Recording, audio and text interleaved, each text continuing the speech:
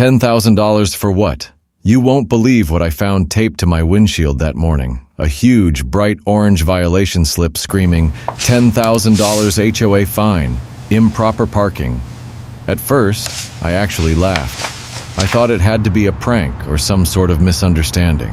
I had only parked a few inches over the white line in the guest parking spot, and the lot was nearly empty. I was helping my wife who had been sick and needed to get inside quickly, so I didn't think much of it. But then, HOA President Karen came marching down the sidewalk, clipboard in hand, smirking like she had just won the lottery. She pointed at my windshield and said, "Rules are rules. Pay the fine or face legal consequences." I tried to explain calmly that it was just a mistake, that my wife was unwell, and I didn't realize I'd parked slightly wrong. But she didn't care, not one bit. Her eyes were cold, and her voice was sharp. Should have called the HOA hotline. That's when I realized this wasn't about rules, it was personal. Karen had always had an issue with me since I moved in. Maybe it was because I didn't attend her little HOA social mixers or wave at her every time I passed. Maybe she didn't like that I kept to myself and wasn't part of her power circle. But whatever it was, this $10,000 fine wasn't about a parking space. It was her way of sending a message. I was being targeted. I looked around at the empty lot again and back at that ridiculous paper. My blood started boiling. It felt unfair, like a total abuse of power. That's when something inside me shifted. I wasn't going to take this lying down. If Karen wanted to play dirty over a parking space, then maybe it was time I changed the game entirely. And believe me, I had just the plan to do it. After calming down from the shock of the fine, I realized something felt very off about the way this HOA was being run. It wasn't just me getting these ridiculous violations. I started talking to other neighbors, especially newer families and younger residents, and almost everyone had a story about Karen.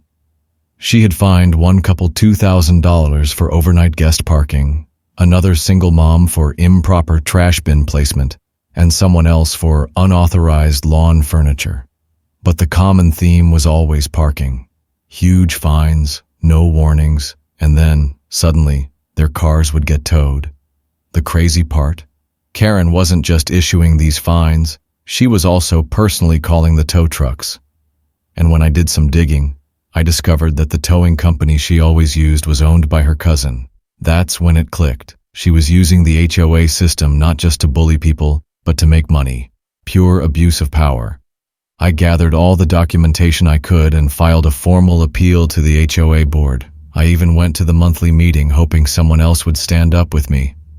But nope. The appeal was denied within minutes. No explanation, no discussion. It was like Karen had the entire board in her pocket. That's when I got serious. I hired my lawyer to look into the HOA's structure and the ownership of the parking lot itself. What we found shocked me. The HOA didn't even own the parking lot. It was leased land that the neighborhood had assumed was theirs for years, but legally it still belonged to a private investor, and here's the kicker. He had just listed it for sale in a quiet auction.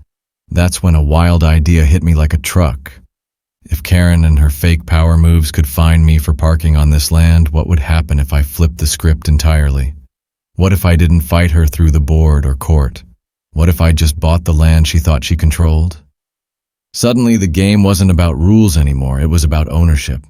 The auction was quiet, low-key, and totally under the radar, exactly what I needed. I put on a borrowed suit, slicked my hair back, and walked in with the kind of poker face I hadn't used since college poker nights. I made sure Karen didn't catch wind of it. She still believed the parking lot was HOA property. In fact, she had no idea that the land she was dishing out fines on didn't even belong to her board. I stayed calm and calculated as the bids rolled in. The moment the gavel came down, I felt a thrill like never before. After signing a few documents and working out a quick loan through my lawyer, I officially became the new legal owner of the entire parking lot. Every single space, line, and inch of it. No more HOA control, no more abuse. It was mine now, and I wasn't going to waste the opportunity. The next morning, I hired a paint crew to refresh all the parking lines and add bold signs on every post and wall that read in capital letters, "Private property, parking by owner's permission only." But the cherry on top? I had them remove the HOA's little signboard and dump it in the dumpster out back. Within hours, the entire neighborhood was buzzing. Karen stormed onto the lot, red-faced and furious, screaming at the workers that what they were doing was illegal and against HOA jurisdiction. One of the painters didn't even flinch. He just said calmly, "Take it up with the owner." She looked confused. She started to bark, but then she turned around. And there I was, standing by the sidewalk, holding my coffee in one hand and the official deed in the other, smiling. Her face twisted as I walked up slowly, nodded politely and said, "Oh, Karen, I think you might be parked just a little crooked today." She was speechless. For once, the Queen of Control had nothing to say. I didn't just take back my power, I bought the very ground she stood on. Karen completely lost it. The moment she saw the new signs go up and her false sense of control slip away, she panicked. Within 24 hours, she called an emergency HOA board meeting, dragging in members like it was some national crisis.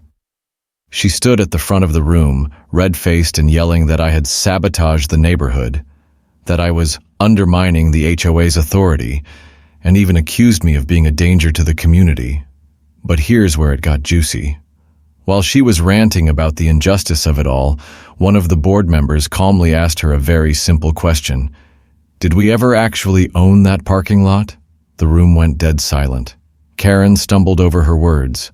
Another board member pulled out the original HOA land documents, and sure enough, it was never HOA property. They'd just assumed it was for years based on outdated maps. And Karen? She had known. Not only that, but it was revealed that she had been using the parking lot for her own personal needs for years, keeping her adult son's oversized pickup truck and her garden trailer parked there permanently without any approvals. She had been writing fines to residents while secretly using the lot like it was her own driveway. The board was shocked. Most of them weren't even aware of half the stuff Karen was doing. She tried to rally them to take legal action against me, demanding they shut me down or reclaim the property. But now, no one backed her. I wasn't breaking any laws. I legally owned the land. In fact, I made a public offer to the entire neighborhood. Everyone could still park for free, just not Karen. And that's when she snapped. She parked in the lot again, maybe out of pride or defiance, but this time I had her towed, just like she'd done to countless others. She stormed up to the towing company to scream, but they simply said, "Talk to the lot owner." She looked around and realized for the first time she had no power left. A few days later, someone in the neighborhood snapped a picture of the new signs and the now famous tow truck hauling Karen's car away. They posted it on Reddit with the caption, "Karen got fined for parking on her own fine trap." Within hours, it blew up. The post hit the front page and suddenly thousands of people across the internet were cheering for the little guy who beat the system. Me. Local news outlets started reaching out, wanting interviews and statements. People were tagging their friends, saying things like, "This is how you handle HOA bullies." My wife, who had quietly endured Karen's petty harassment for over a year, from noise complaints to driveway spying, finally let out a real full laugh. She sat beside me on the couch watching the story unfold, a warm smile on her face. For her, it wasn't just about the lot. It was about finally being free from constant fear and tension. A week later, the HOA board held another meeting, this time without Karen leading it. Turns out, many residents were fed up but had been too intimidated to speak. After what happened with the parking lot, people realized they had more power than they thought.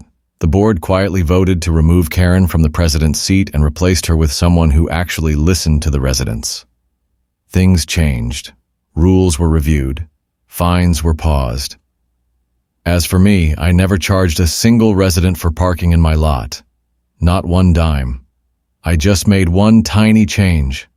I painted a single space at the very end with bold yellow letters that read, "Karen's spot. Tow immediately." No one ever parks there. It stays empty like a little trophy of poetic justice. Every once in a while, I walk by it on my way to get coffee and smile, knowing that sometimes the best revenge isn't yelling or fighting.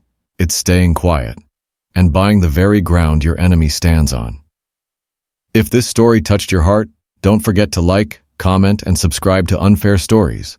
Because here, we tell the stories the world wants to hide.